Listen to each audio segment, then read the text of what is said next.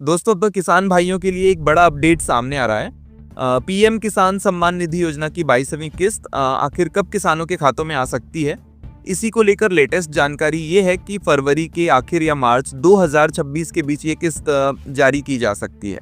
हालांकि अभी तक सरकार की तरफ से कोई आधिकारिक घोषणा नहीं हुई है।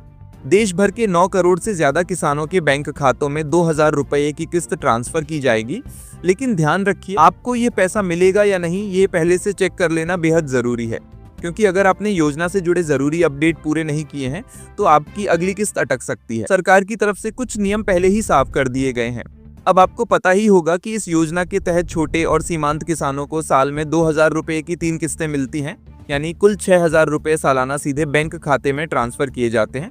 कुछ राज्यों में राज्य सरकारें भी अपनी तरफ से अतिरिक्त राशि जोड़ती हैं, जिसके कारण कुछ किसानों को 8000 रुपए से लेकर 12000 रुपए तक का लाभ भी मिल जाता है।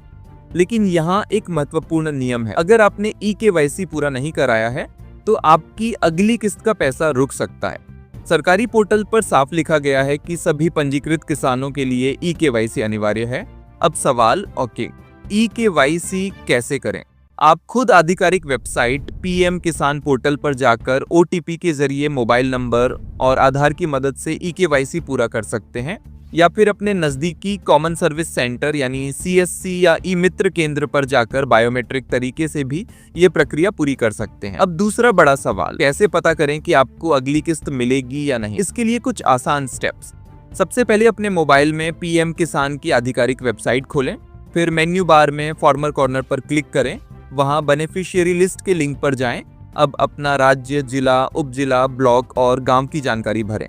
गेट रिपोर्ट पर क्लिक करते ही आपको पता चल जाएगा कि आपका नाम सूची में शामिल है या नहीं।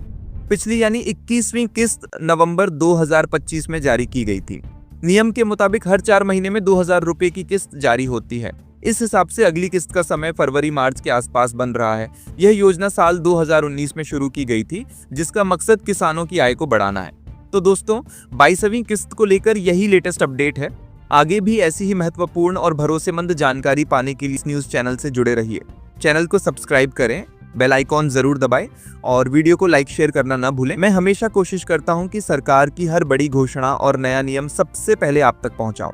बाकी अपना और अपने परिवार का ख्याल रखिए। मिलते हैं अगले अपडेट में। जय हिंद, जय भारत, वंदे मातरम।